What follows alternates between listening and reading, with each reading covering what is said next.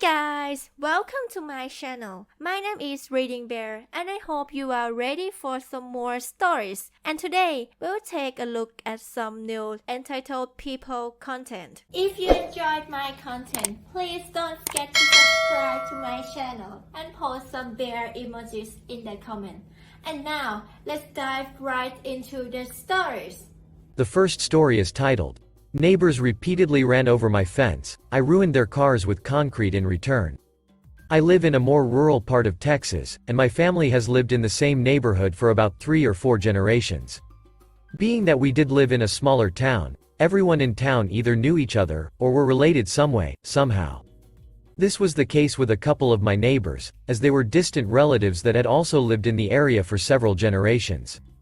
The road is mostly gravel or dirt, and my parents have paid a lot of money to fix potholes or flaws in the road that are between our house and the neighbor's house. As an important part of the story, I should mention that because of the layout of our neighborhood and how our houses sit next to each other, we let our neighbors use 1 square meter of the dirt road on our property so that they can turn into their driveway. This section is around a curve, and we let them use it because if we did not, their cars would damage our fence and bushes. I have been made aware that there has been slight bickering between my family and these distant relatives, neighbors for generations now, but I also did not think it was that serious. Well, until they ruined our fence for a third time. The neighbors were doing some work around their house, a big shocker since they were never willing to fork over money to help pay for the roads, and had ordered a bunch of wood that was being delivered on a large truck. Well, the truck driver ended up running over the fence and bushes. While I admit the fence was a crappy metal fence intertwined with bushy plants and whatnot, this could have been totally avoided if the neighbors had let the truck driver know about using the curved section of road. All of our plants were damaged, as well as parts of the fence were smashed. And of course, nobody was willing to pay for the damaged fence. My family was obviously not going to pay as they had nothing to do with this. Why would they pay for someone else damaging their property? And the neighbors were not willing to pay because they felt they were not responsible for it. We did end up replanting all the plants, which sucked for us because my mom was pretty proud of her growing plants. Part of the metal fence was also severely bent, and although we tried to fix it on our own, we ended up having to replace it. After discussing this with my father, I had learned that this was the 3rd time those specific neighbors had damaged the fence. When he told me this, I could not believe it. My dad was a retired police officer and dealt with a variety of different cases and criminals, so he knew the laws pretty well. I thought that he could use his knowledge to somehow hold the neighbors responsible, but what he did was even better. There were property markers between all the houses because of the dirt road, and he decided that one day we were going to take them up. We then bought a bunch of big barrels and filled them with rocks. My dad knew that the neighbors would not like this, because it would make it harder to turn around that curve. However, the barrels would still be on our property. So technically we were not doing anything wrong, but in reality, my dad knew what he was doing. And his revenge idea worked, and not just for those pesky neighbors. In the next day or so, we had about 4 different neighbors actually come up to our house and complain about the barrels, because they had hit the barrels with their car. The neighbors that damaged our fence even came up to us and were furious because the barrel had scratched their car. They said that they were going to call the police and insist that we pay to repaint their car. However, upon hearing the threat, my dad told them that the police would not do anything because the barrels were on our property, and if people were hitting them, then they were not using the road right. Another neighbor was surprisingly more aggressive and threatened to throw a ducking pickaxe at my dad's back. It was amazing how angry people were getting over these barrels. They were on our property and all they had to do was use the curve in the road correctly. It had been about a year since we had the barrels up, and because so many people had hit them or scraped them, they were becoming pretty beat up. While many people still complained, nobody ended up calling the police officers, and my dad decided this was his sign to take his revenge on the next level. My dad was also a pretty hand guy around the house, so he used this to his advantage in his next upgrade to the fence. He went out and bought some wood, cement bags, sand, and metal poles. He then cut the wood so that he could use it as a mold for the fence. After this, he cemented the wood, creating a small fence around the curve, but in a cement block form. My dad also had my mom plant some colorful flowers on top. While I thought this was just because my mom liked the flowers and that was her thing, my dad stated that it was so when they hit our fence again, they can smell our flowers of victory. And as expected, about 5 or 6 people ended up hitting the concrete fence with their cars within the next couple of days. Yes, even the neighbors that damaged our original fence about a year ago. However, the only difference was this time nobody came to knock on our door and complain. While I originally thought the whole thing was stupid, my dad made his point with the concrete fence, especially because it was on our property.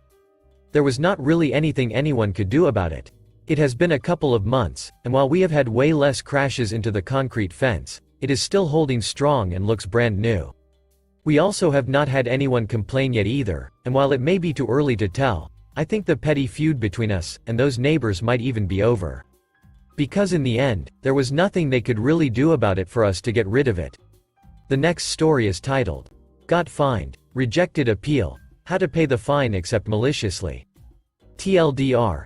The Homeowner Association doesn't accept digital payments, so all payments must be paid via check or money order. I'm thinking of making out 100 checks, for $1 each, mailed separately, to cover this fine. I'll be using a stamp to fill out the endorsement part of the check. Thoughts? Further advice? Hey everyone, first-time homeowner here and first time getting slapped by a homeowner association. Background info. My homeowner association doesn't allow construction materials to be trashed in the dumpster and for PPL to park backwards into a parking space. Also, the post office change of address form didn't go through until early January. All of this becomes relevant in this situation. I bought my property in September 2021, did huge renovations, finally moved in the last week of December 2021. As I was actively moving in, I had parked backwards to unhaul my car, etc. This is a couple times, maybe 3 times. After 2 to 3 days of unpacking, I park front-facing. Couple weeks later I get a letter from the homeowner association fining me for a third-time violation relating to parking and throwing away construction material. Both come with one picture each of said violation. 1. My contractor gathered the construction trash to an appropriate landfill, and I paid him so for this service. I confront him about this and settle this between ourselves and end up paying this fine, $50. 2. Third-time parking violation is where I draw my ground. The attached pic is one instance of when I parked backwards, when I was moving in. This is where the problem brews. 3. Turns out, the homeowner association counted both violations as a grouped event. The construction materials ding was considered a warning, and the parking violation was a second warning with a fine. 4. Furthermore, I wasn't even getting all my mail to my new condo because the post office didn't process my paperwork. So, you can imagine my surprise when I got a third-time violation when I didn't even get a first or second violation letter, until conveniently after I emailed the homeowner association multiple times. They drop off the first letter, the construction materials, a week or so after. I call the homeowner association, I explain the situation in full detail, I write a letter and I go to appeal in person. They said they'll consider it, but not before saying they had footage of me parking backwards multiple times. I requested proof and they've yet to send me more evidence other than the one they sent with the violation letter. Just tonight, I get a letter saying they're upholding their decision and I'm still getting charged $100. Updates. I ended up paying one check as a sane human being after much deliberation. The next time I cross paths with them, though, I have received plenty of useful methods of payment. Thanks everyone. The next story is titled, Car Got Towed from Both Designated Spot and Visitors Spot at Apartment Complex, Other Tenants Having Same Problem, 3 days Still No Response from Property Management. I've been living in the same apartment complex, College Park, MD, with parents for the past almost 5 years. We always used the same parking passes, just like everyone else, but suddenly one morning my car gets towed from our designated spot. Towing company reasoning is your passes are no longer valid. You need to speak with your property manager. Neither my parents or I were ever informed about any new parking passes or anything. Met other tenants in the same building who also got their cars towed despite having a pass and were never informed about new passes. I try to get in contact with property management, call their company number and not even a receptionist answer. End up going down the extension list, trying to get a hold of anyone, still no answers. Property management's emergency line is the only one where somebody answers, and every time it's just an operator who says we'll pass on my message to a manager.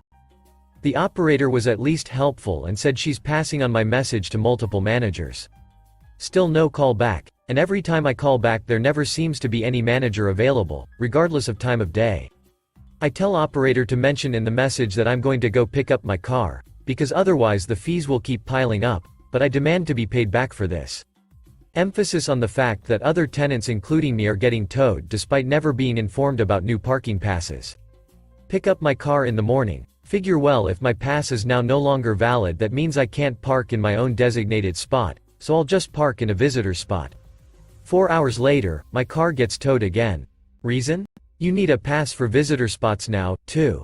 At this point I'm absolutely livid. We suddenly can't park in our designated spots or visitor spots without some new parking passes, and I'm now $450 down the drain.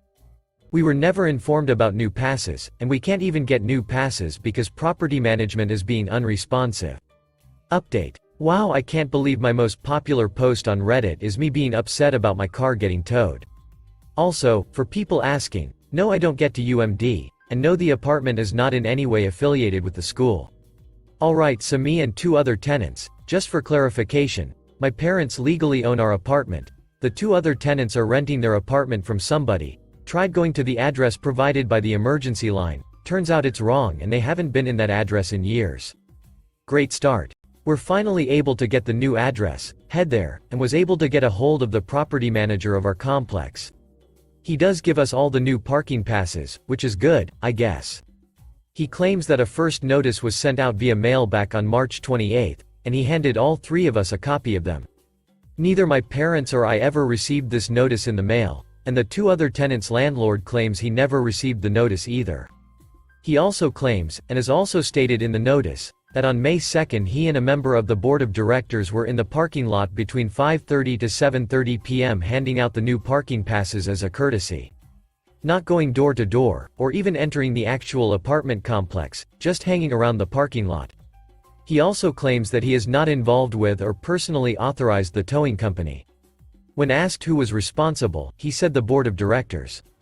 When asked for the board of directors' contact information, he said that he can only give that information to the property owners, aka my parents and the 2 other tenants' landlord. The property manager was also overall pretty snarky and rude with us, kept deflecting the fact that I wasn't getting any responses from the 3 days worth of phone calls, saying that isn't his responsibility, and then telling the 3 of us, you kids need to learn how to control your tempers. It's great that we got the new parking passes while we were there, but this is still absurd. At this point, what should be our best course of action? And could we still possibly take this court? The other 2 tenants did say they were gonna get in contact with their lawyer and would definitely keep in touch for this. The last story is titled, Landlord Want and Didn't Cash My Checks for the Past 3 months. I asked him why and he told me it's none of my business. Is he up to something that I'm not aware of? I have recently moved into this new apartment, and everything is fine except for the fact that my landlord won't cash any of my checks I've given so far. I wrote him checks for September, October and November which I gave on the 5th of each month, but he's sitting on them and won't cash them. I asked him when I first realized this, and he just told me I shouldn't be nosy.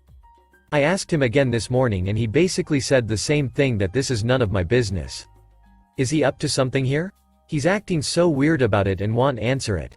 If he goes anytime to cash them, he'll find the money in my bank account, so I'm not worried about that, but I feel he's planning on something because I feel that he sort of starts panicking every time I ask him about it. I also have 3 receipts showing full payment for the previous 3 months. Is there anything I should do to protect myself in the future? I'm in California. I'm supposed to pay December's rent in 3 days. Anything I should change? And also, I do know that some banks might not cash checks older than 6 months. So what happens if he goes after 6 months, and the bank won't cash it for him? Will I be off the hook and won't have to pay him again? Update. He cashed all 5 checks yesterday, including January's rent as well. As many others said in the original post, it might be either something to do with divorce or taxes. I think it's definitely one of the 2 since he waited for 2017 to cash them. I'm happy I'm finally done with all of this. Thanks for listening.